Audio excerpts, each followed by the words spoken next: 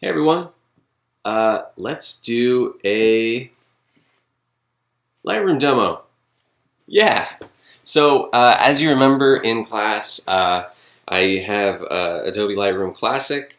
There are other Lightrooms, and Lightroom Classic is better. It's better because we have more options. They try to make it. Lightroom is already this kind of streamlined application that helps you accomplish a lot of things in a very efficient and effective amount of time, and it's wonderful. Lightroom Classic. Make sure you get the Classic. So I'm going to click on the Lightroom Classic. It's going to ask me which catalog I want to open.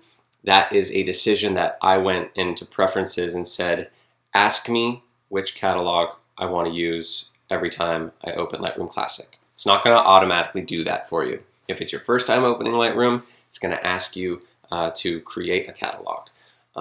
So I'm just going to choose Wednesdays.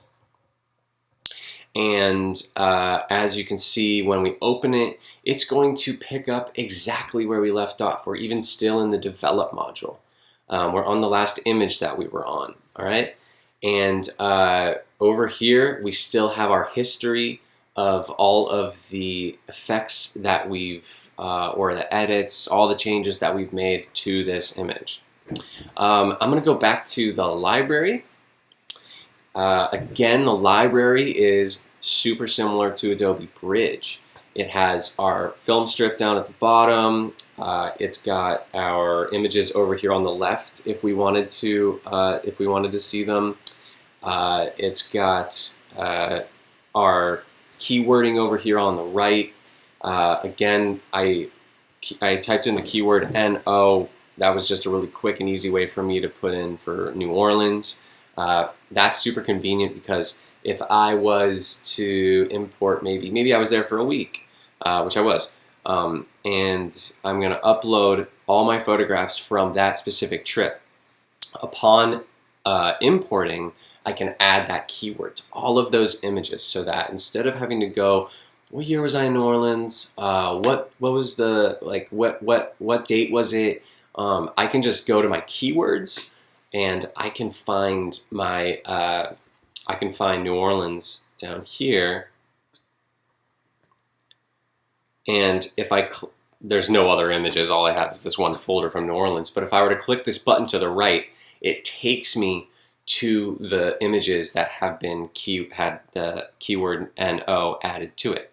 So super helpful, helps me with, you know, if I shoot a wedding, I put in that couple's name in the keywords. So if I ever need to look for that wedding, I just got to remember their name and I type in their name, or I look for it in my options over here and I can go straight to that group of people.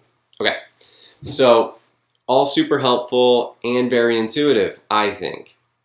I can now go to my develop module and I can just start to kind of go through and work with my images. I keep coming back to this picture. I kind of like it. We've made quite a few edits, but let's just go back to the what it looked like when we imported it. So the history is really wonderful because we can go back and see all the changes that we've done. Here's the thing that I want to mention.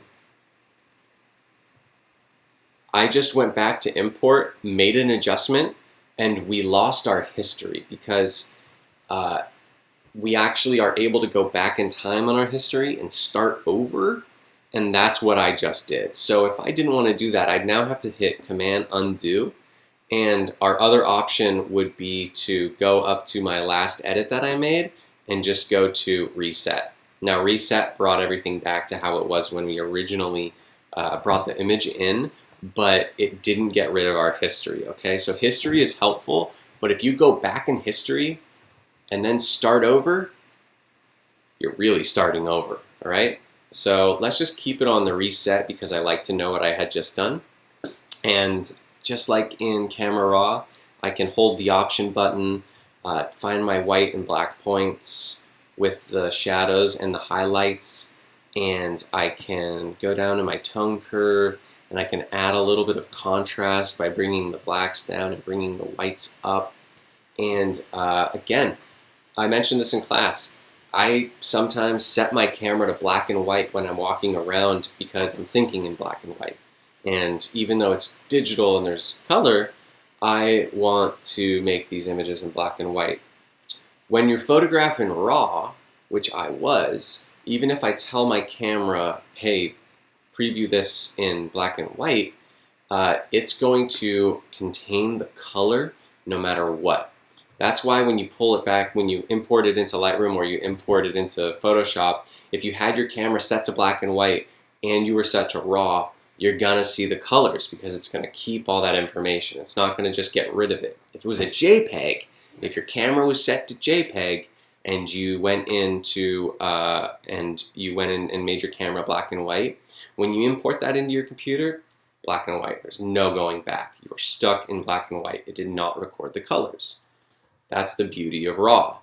Okay, so I'm going to keep it in black and white because that's just kind of the vibe that I really liked. I do honestly really like that purple, but black and white just kind of feels like it's about the textures and it's about the form and the shape of the picture and maybe the lines and the little bits of lighting, and I don't feel like getting distracted by the color. Now that I'm looking at it, this light down here is really lovely, and I like having that light there, this one here, these over here. They kind of just like, they're like, you know, just little what's the word I'm trying to say? They're just like the little bits of light kind of talking to each other, and I really like that. Okay, so I've made some adjustments. I'm going to scroll down.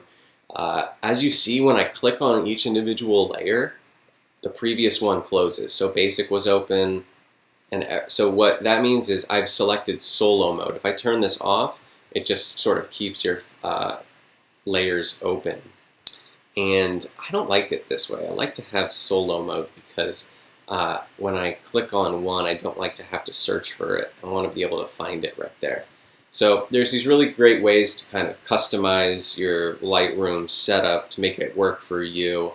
Again, I mentioned this in class. I many years ago downloaded these presets, and the presets can be super helpful once you get into the flow of you know, editing the certain way that you like. There's these downloaded ones that I have that I used to use. I don't use them as much. I can make custom presets.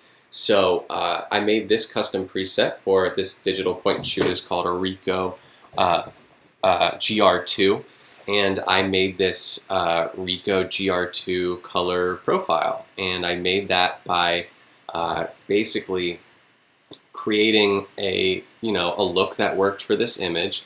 Here, you know what we could do? We'll make a Ricoh point and shoot black and white version of the same thing. Go down, I'll select my tone curve, I'll add a little contrast, and then let's go up and make this black and white. Let's go down to our effects and add grain to it because I like a little bit of grain. I'll go to 20, and let's zoom in to see how the size looks. That looks like a pretty good size grain to me. And you know what? I'm going to want a little bit more in the shadows. I'm going to want a little bit more from the blacks. But that looks pretty good. So now what I'm going to do, I'm in my presets. I'm going to click on the plus sign. I'm going to go to Create Preset. I'm going to call it Ricoh Black and White. I'm going to make sure that it's containing white balance and all of the it's basically containing everything. And I'm going to hit Create, and then what's wonderful is now this image. Let's go back to when I opened it, and now I'm going to I reset it. We're back on Import. I'm going to go to Presets. I'm going to go down to my custom presets down here, and I'm going to click Ricoh Black and White, and boom, it has transitioned this into my Ricoh settings that I designed specifically for this camera. So that's what's really wonderful about Lightroom. That makes it super fast. If I wanted to select all of these images and apply this setting that is on this image, I could hit sync, and it's going to take that setting that's on that one image, this one that I'm on, and it's going to apply all of it to every other image. So I can start to click through, and they all have the exact same Ricoh black and white assigned to it. As you can see over here on the right, these aren't changing because they're set to the exact same from that preset. Alright, so I really like all these looks, so I'm not going to export all of them. I'm going to go to, let's say, this image right here, and I'm going to hit right click because I'm ready to upload this to Instagram. I want to share it with my pals. I want to talk about how great I had a great time I had in New Orleans, waiting for people that are a lot slower than me to get out of the house. And I just go through and I make sure that all my selections are correct. We've got export to the same folder as the original photo, but in a subfolder. In the subfolder I'm calling JPEG. I don't need to rename it, but if I wanted to, I could click rename, and I could go to just custom name, and I could call it R and M for the initials of the two people that were in this photograph. And then I could go down to JPEG. Let's say I wanted to export this as a PSD, or if I wanted to export it, as a JPEG. I want to make sure my quality is all the way up, and I could decide to not resize it, but because I'm uploading it to such a tiny little screen, I'm going to tell it 10 inches on the long edge is a totally reasonable length. It's kind of small. I could make my DPI even smaller, and that's because we're just uploading it to Instagram. It's just going to be this kind of small image. I don't really need to worry about copyright too much, and after it's done exporting, I want it to automatically open up Finder so I can see my JPEG that I've just made.